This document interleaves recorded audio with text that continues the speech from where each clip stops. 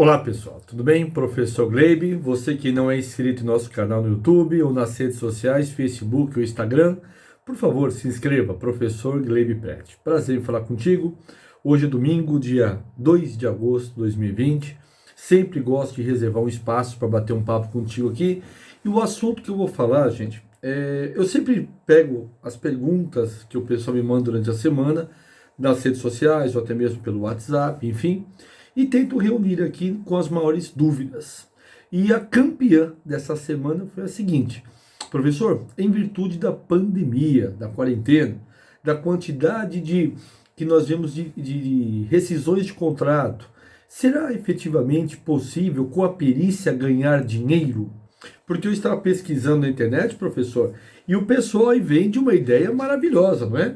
Que a perícia realmente vai resolver todos os meus problemas financeiros. Realmente, esse fato procede?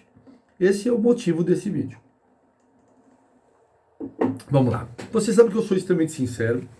Você sabe que eu não gosto de nenhum tipo de falácia. Você que me conhece presencialmente, ou em cursos online, ou através das minhas postagens, mas especialmente quem convive comigo, sabe exatamente que eu não gosto de conversa furada ou algo realmente que possa um dia uma pessoa apontar o dedo no meu rosto e falar: o senhor estava mentindo. Nós, que somos professores, que somos profissionais da área de educação, nós temos uma responsabilidade extremamente grande, mas extremamente grande, de poder não, vamos dizer assim, medir as palavras. Não, gente, mas de fazer exatamente aquilo que eu falo aqui. Esse é o grande segredo. Né? Não adianta você ter 2 ou 3 imagens, porque uma hora a máscara realmente ela cai. E isso para todo mundo, mais tempo ou menos tempo. Em virtude dessa pergunta, durante hoje à tarde, comecinho da noite, o que eu comecei a fazer? Eu comecei a pesquisar na internet cursos de perícia por aí. E realmente, gente, a gente encontra de absolutamente tudo. Desde pessoas, né, de uma escala de 0 a 10, entre honestidade e não honestidade. Nós encontramos numa escala de 0 a 10. Aqui, obviamente, que nós não estamos, enfim, manchando a imagem de absolutamente ninguém. Mas nós que somos peritos, eu especialmente que sou perito desde 2011, ou seja, 9 anos, sei exatamente como é que funciona o mercado, entende? E sei exatamente o que pode ser ofertado àquele aluno. Inclusive, eu já tive pessoas que me procuraram para fazer o curso de perito, e sabe o que eu falei? Você não tem perfil. O teu perfil não é esse. Gente, a pessoa queria comprar. Particularmente, para mim, seria ótimo vender, não é? Mas para aquela pessoa seria o quê?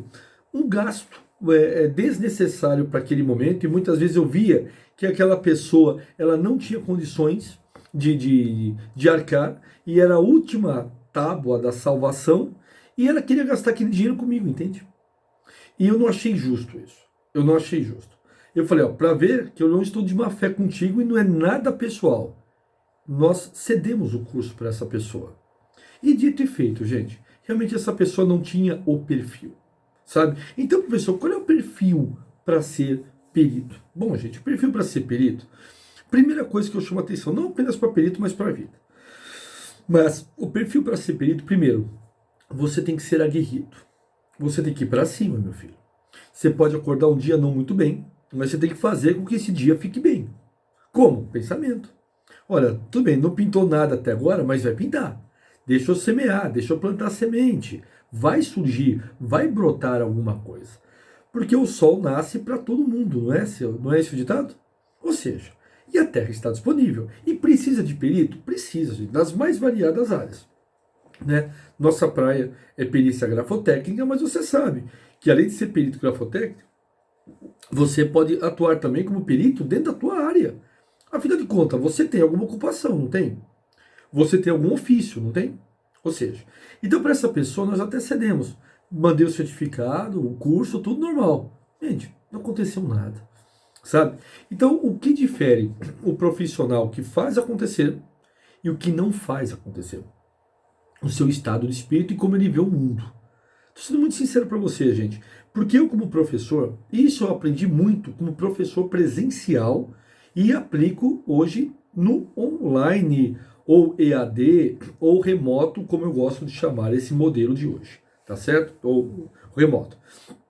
Nós temos que analisar o aluno, né, o propenso perito ou propenso profissional, pelo perfil que ele tem, tá certo? Então, primeiro perfil, eu converso com a pessoa, né? Falo o que você faz, o que você deixa de fazer, não é? O que você já fez que deu certo, o que você já fez que deu errado. Normalmente eu gosto de ter essa conversa, eu gostaria de ter mais, né? Normalmente a pessoa, diferente, já vem em procura decidido. Professor, eu achei, eu gostei, quero fazer e vamos embora. Então, opa, esse é o teu perfil, esse está firme. Agora aquela pessoa que começa, então, eu ouvi falar, sabe? Não sei, sabe? Aquela pessoa que nunca vai, as coisas só acontecem porque realmente, porque o universo não é inerte. Então essa pessoa que eu tomo muito cuidado. Agora a pessoa, gente, que chega firme, essa se dá muito bem. Olá, professor, tudo bem? Eu vi aqui o vídeo do senhor, pesquisei um pouquinho na internet, vi que o senhor é perito, ou conheço o senhor da faculdade. Perdão, gente. Vi que o senhor é da faculdade, enfim. E eu gostaria muito, professor, de fazer o curso de perito. Realmente isso me dá aqui assistência. Claro que eu dou assistência, de 6 meses. Quem faz o curso, totalmente isso. E eu falo 6 meses, gente. Posso contar um segredo aqui? Puramente por um caráter, assim, contratual. Mas eu tenho alunos meus, que foram meus alunos, por exemplo, de OAB, em 2004, 2005, ou seja, 16, 15 anos. E até hoje esses alunos me procuram. E eu também procuro esses alunos hoje, grandes profissionais, que tiram minhas dúvidas de outros temas.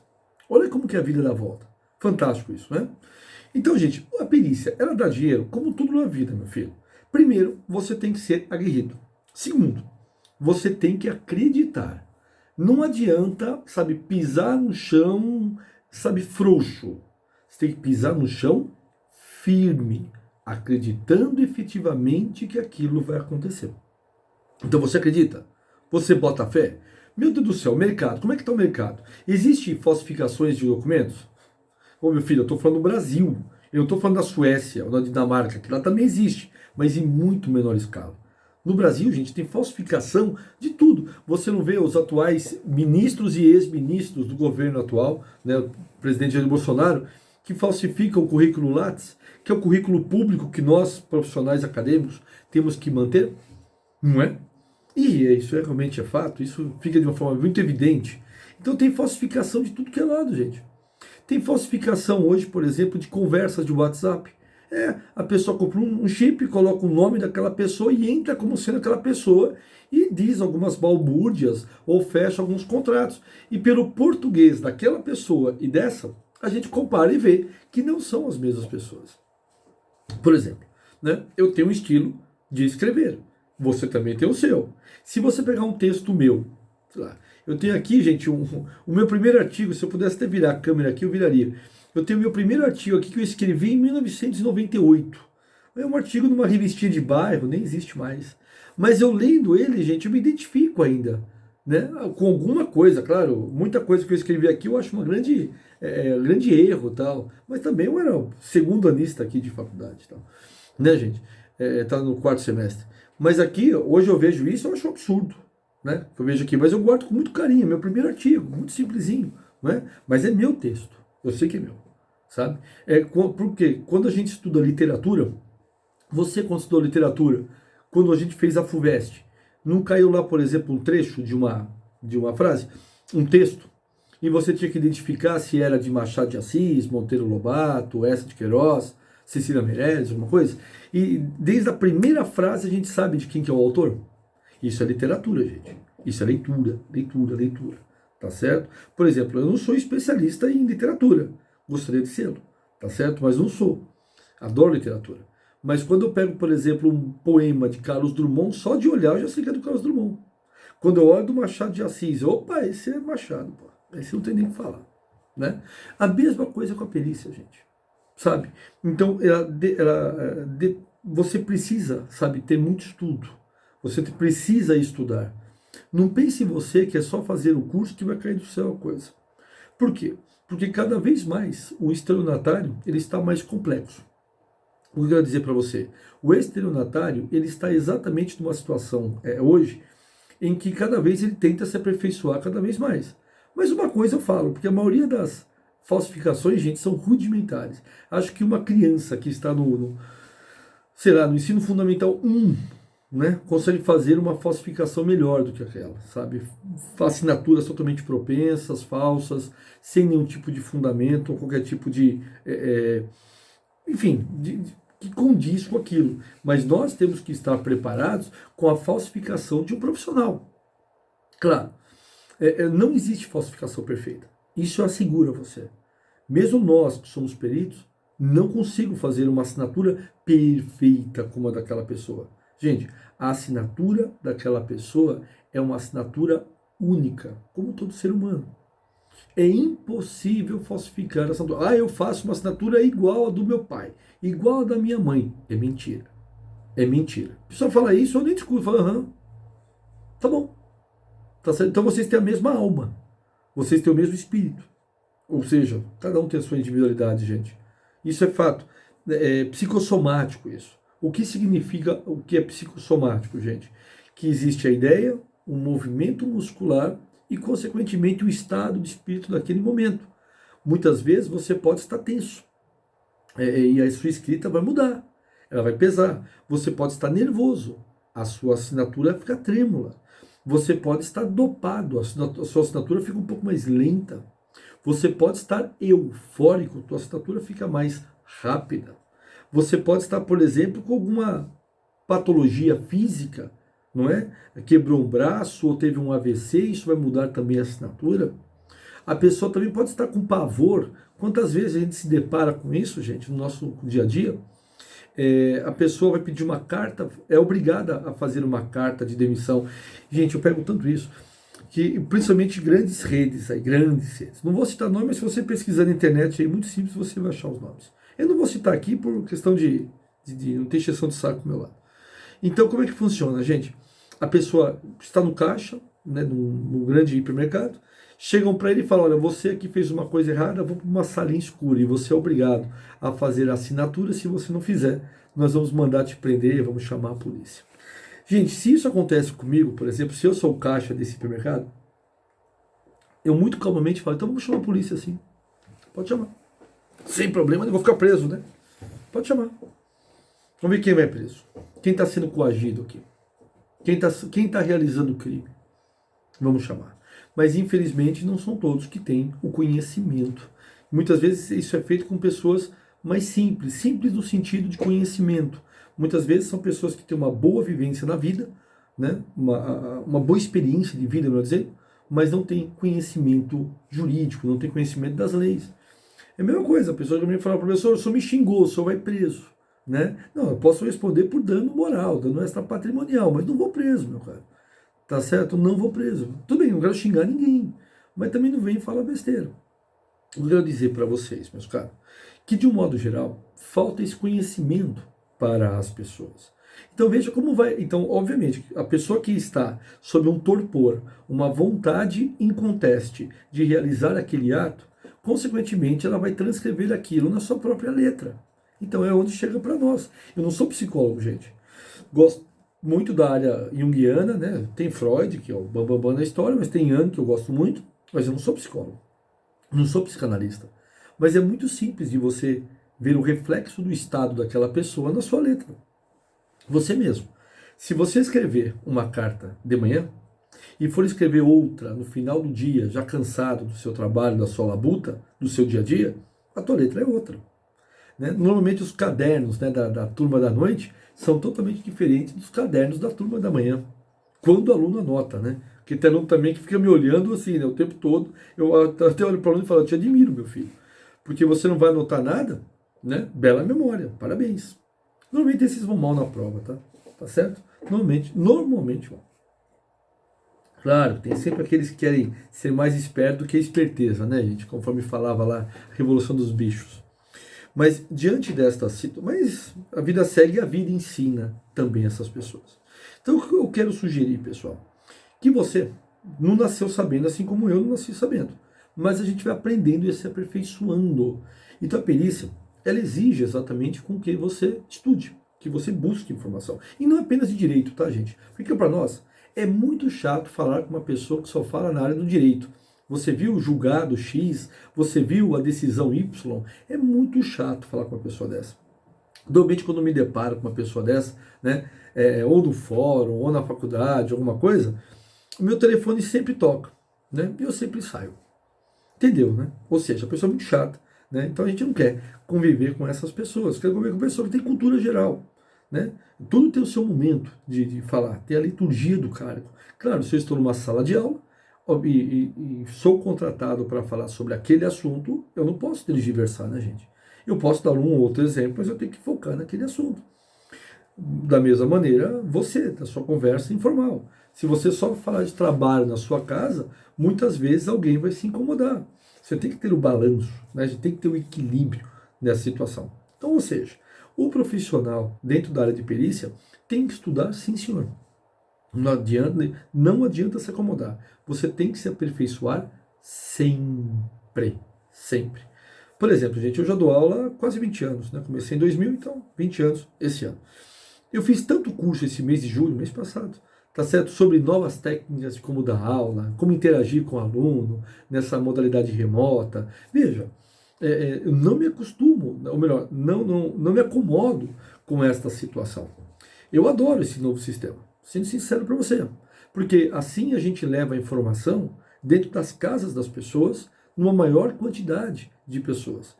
Quando eu comecei a fazer meus cursos no começo dos anos 2000, cursos de direito mesmo, dentro da área, eu tinha que anunciar em jornais, gente. Jornaizinhos, sabe? Uma manchete bem pequenininha, porque era caro na época, né, gente?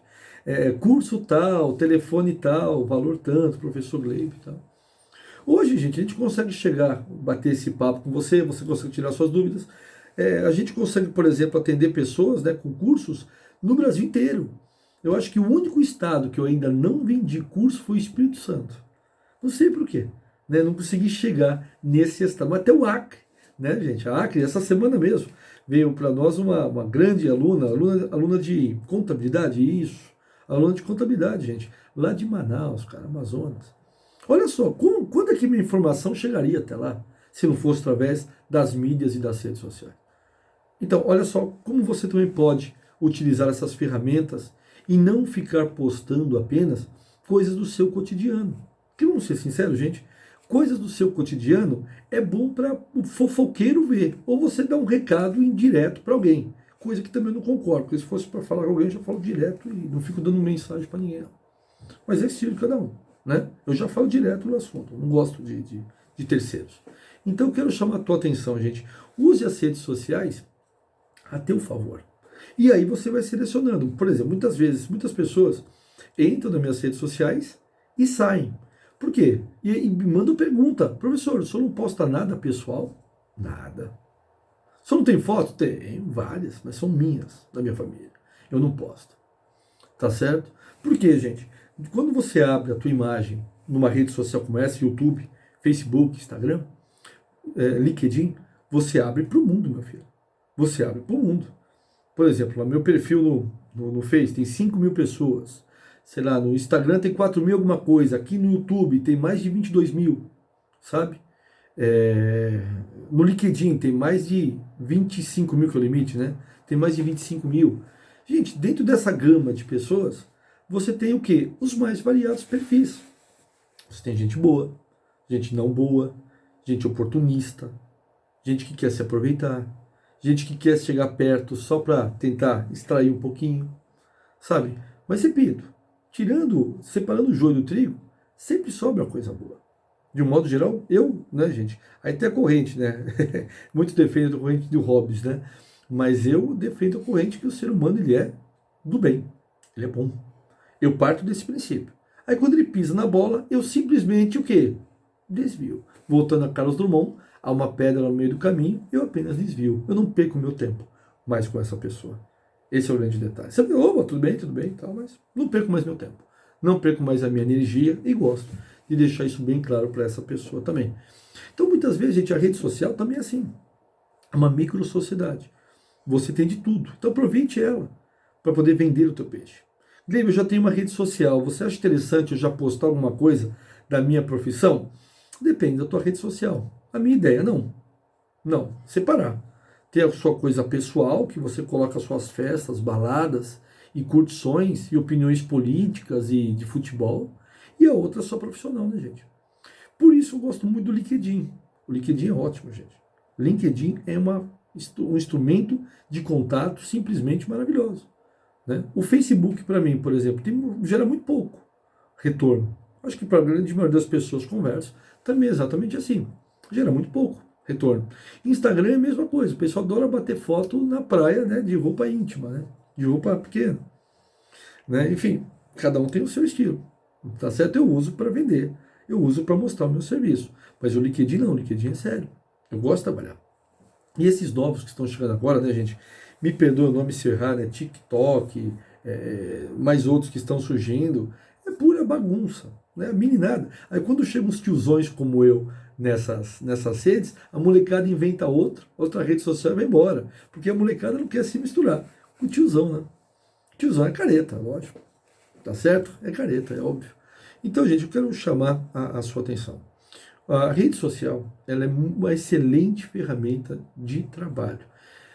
Outra coisa, muitas pessoas me perguntam e falam, professor, eu vou conseguir emprego sendo perito? Eu falo, tira da sua boca a palavra emprego, meu filho. Porque o emprego, gente, na minha opinião, ele está fadado ao quê? O emprego, para mim, ele está fadado à extinção. O que vai existir é apenas relação de trabalho.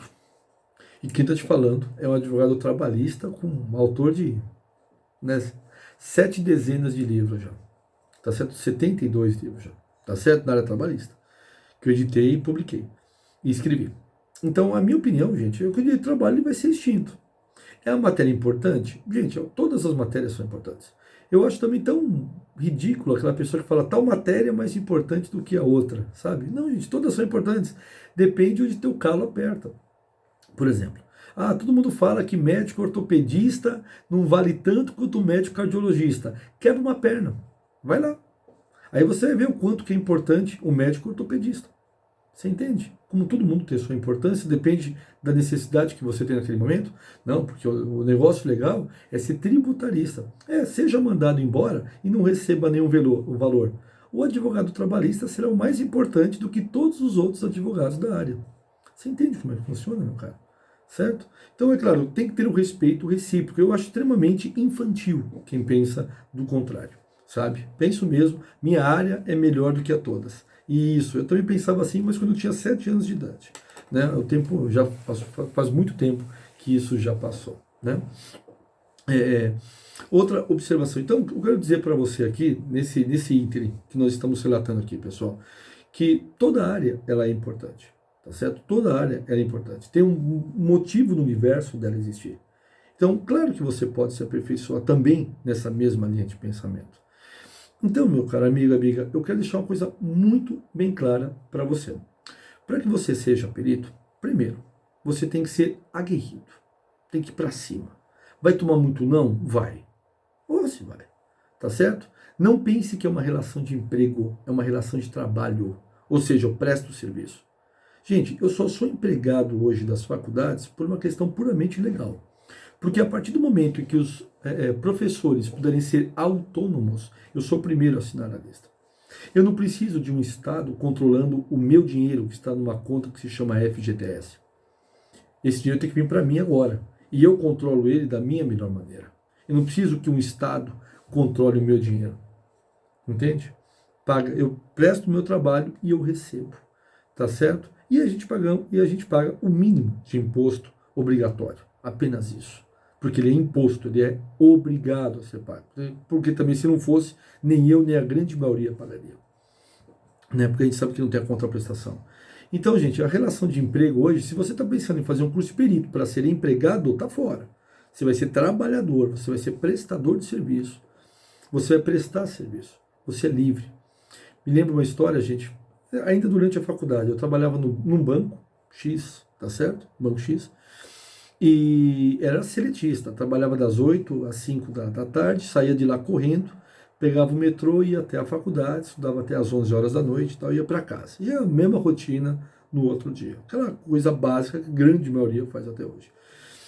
E aí, gente, eu lembro-me até hoje que eu me formei, peguei a carteira da ordem e tal, e eu aluguei um espaço pequenininho, muito pequeno no centro de São Paulo, na rua Álvares Penteado, né? E eu me recordo, gente, que era 9 horas da manhã, eu estava chegando lá no centro, e uma sensação de liberdade, gente, que eu nunca tive. Porque normalmente aquele horário eu estava vinculado e tinha que bater o cartão naquele banco, não é? E ficar naquele horário e seguir exatamente naquele respectivo horário. Então eu quero dizer para você, meu caro, quando você... Só que você tem que controlar o voo, né? Você é livre, só que você tem que controlar o voo, tem que saber caçar, não é? Como tudo na natureza. Então eu quero dizer para você, gente, seja livre. Tá, é uma liberdade condicionada, porque ninguém é 100% livre. A pessoa que fala que é 100% livre também não sabe o conceito de liberdade, porque nós respeitamos regras. Veja, eu não posso sair nu na rua. Poder eu posso, mas eu vou pagar por isso. Né? Vou responder civil e criminalmente por isso. Então eu não sou livre. Tá? Não existe liberdade plena em nenhum sentido da palavra. Eu não posso fazer tudo aquilo que eu queira. Né? Eu posso fazer na grande maioria das vezes e ter as minhas escolhas, mas não efetivamente tudo aquilo que eu queira. Nós temos as nossas limitações. Mas você pode ser um perito extremamente livre na sua função, organizar o seu período de trabalho, organizar exatamente as suas atividades. Isso é fantástico, gente. Gente, a possibilidade que você tem de você ter a condição de escolher a sua jornada, de escolher os dias que você irá trabalhar, de separar um dia da semana para você, sabe? Com o tempo você consegue organizar isso. Isso não tem preço. Então, a perícia te oferece isso, meu cara. Tá certo? E é claro que a perícia também te dá a oportunidade de você também ter outras funções. Veja, além de perito, eu exerço outras funções, como advogado, como professor, como autor de livro. De todas as funções que eu gosto, gente, que eu faço, sem dúvida nenhuma, a que eu mais gosto é ser professor. Se eu fosse escolher só uma, não, você é obrigado a ter apenas uma profissão, seria professor. Tá certo? Isso é fato. Isso eu não posso negar. Tá? Nunca, jamais vou negar isso. O que eu mais gosto de fazer é estar numa sala de aula, é estar aqui gravando um vídeo para passar conhecimento para vocês. É o professor Gleibe falando nesse momento. Então isso para mim não tem preço. Tá bom? É imbatível esse aspecto para mim. Mas é claro que ser professor no Brasil é um sacerdócio. Por quê? Porque se for pegar do ponto de vista financeiro, nós sabemos que nós precisamos ter outras profissões para complementar a nossa renda, e não é nenhuma, obviamente, renda de uma pessoa rica ou uma pessoa milionária. Né? Por isso que a maioria dos professores, principalmente na área do direito, sempre procuram ter outras atividades complementares, tá certo? Para poder exatamente complementar a renda. É o caso do PM também, né? Do policial militar, que também faz a sua atividade paralela para poder ter uma renda extra. E assim sucessivamente, gente. O dia que um país ele realmente valorizar os seus professores, esse país ele chega no topo, sem dúvida nenhuma, aonde ele tem que chegar. Mas eu acho que eu não vou ver isso. Eu espero morrer velho, se Deus assim me permitir, mas eu não vou ver, infelizmente, esse Brasil. Então, para isso que existe a perícia, meu caro. A perícia é um complemento a mais uma atividade, uma nova fonte de renda a você.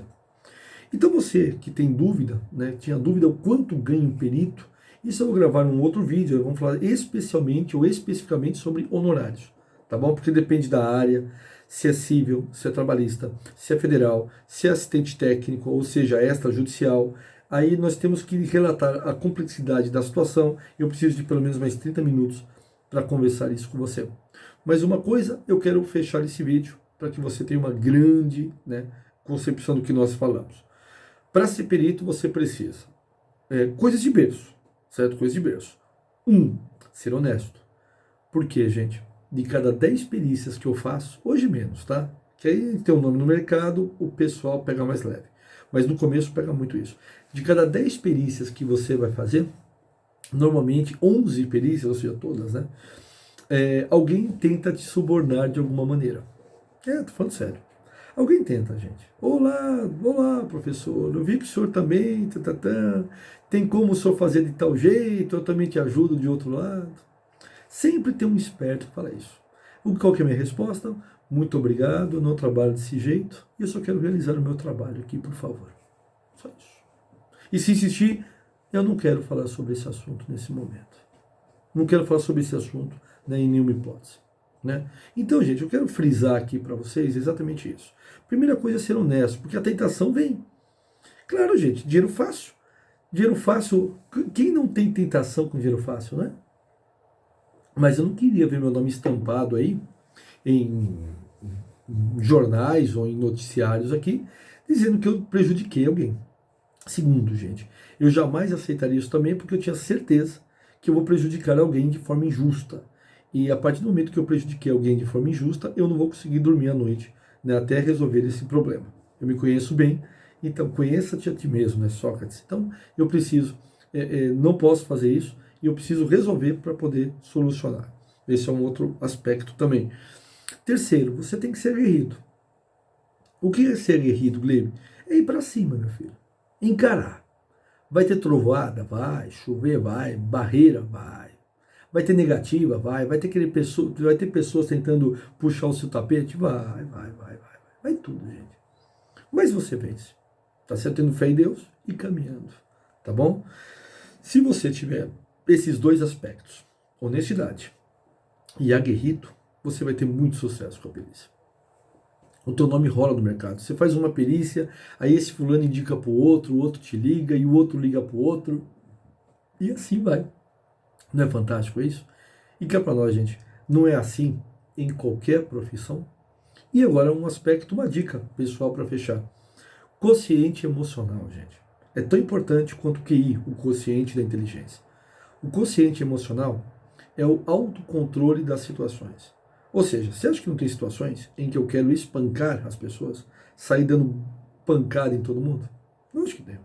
Você acha que eu sou um ser humano, gente? É óbvio que eu tenho. Mas eu jamais farei isso. Tá certo, senhores? Por mais vontade que eu tenha. Mas eu nunca vou me rebaixar um nível. Ok? Eu prefiro levantar e ir embora. Simples assim. Não me rebaixo um nível. Então eu quero dizer para você, meu caro amigo, é ter o controle. Saber perguntar. Sabe aquelas perguntinhas boas sempre de fazer? Bom dia, boa tarde, boa noite, por favor, muito obrigado, agradeço. Pode me ajudar, por favor? Isso abre portas, gente. Isso abre portas. Anthony Saint-Exupéry, autor do Pequeno Príncipe, ele estava preso durante a guerra. E ele era um grande aviador, para quem não sabe. Né? Não é à toa que o Pequeno Príncipe, ele é o que, gente? Ele voa. Tá certo, senhores? Por quê? Porque o autor era aviador. Né? E ele estava preso, né, pelos inimigos e, obviamente, o carcereiro chegou para ele e ele sorriu e mostrou a foto da família, começaram a conversar, trocaram cigarros, enfim. Bom, à noite, esse mesmo carcereiro abriu a cela, falou, ei, vem comigo. Colocou ele dentro do carro, né, no porta-malas, falou, ei, o Saint-Exupéry falou, vou morrer, né, sem dúvida nenhuma, vou morrer. E ele foi para o estado da secundária, chegou na divisa, abriu o porta-malas e falou, pode ir embora, vai ver a sua família, vai ver a sua família. Nós nunca nos vimos, meu caro. Depois, com o tempo, com o fim da guerra, ele contou, obviamente, sem